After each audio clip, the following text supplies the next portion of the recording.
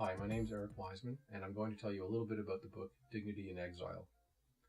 I'm a doctoral candidate at Concordia University in Montreal. I study in an interdisciplinary program at the INDI programs.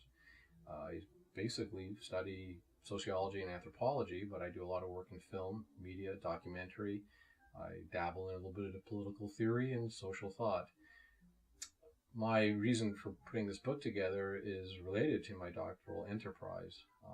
And let me just backtrack so you understand a little bit of the history of how I came to be living in a shantytown called Dignity Village in Portland, Oregon, which is the subject of this book.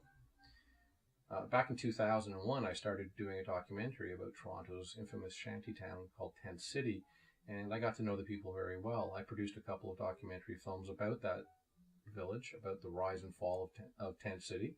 And after people were evicted, I followed some of them through housing, and I've been doing so until as recently as a week ago.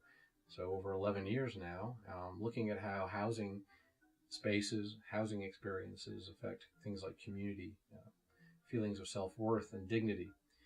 And one of the things that I've discovered is that even though those of us who are homed or housed might think that it's normal to be housed and homed, a lot of people don't necessarily get the satisfaction out of housing that we imagine they would. And so I've been asking the question, do different types of housing spaces produce different types of dignity and self-worth?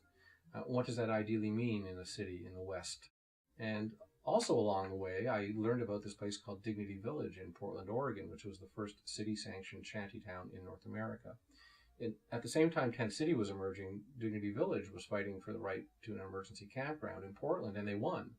And the city agreed to establish a contract with this group of people, at the time close to 105 or so.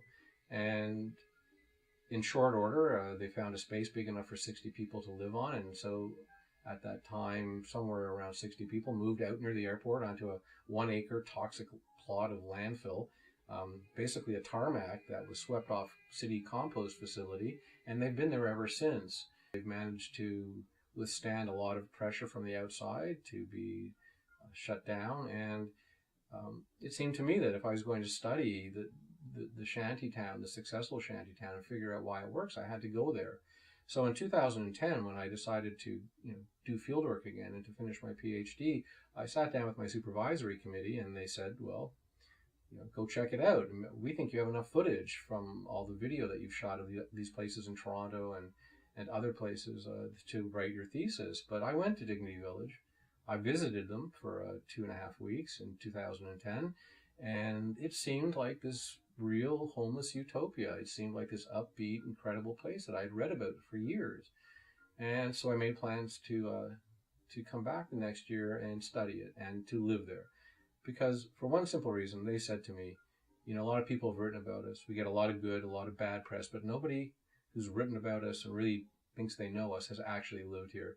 And if you want to write about us, we would rather you came and stayed and did that. And so they provided for a place for me to stay, and I stayed there for 5 weeks between June and August of 2011. So as part of this experience, I invited Nigel Dickson, who's a really great photographer, to come down. And I've seen lots of Nigel's work because I've known him for many, many years.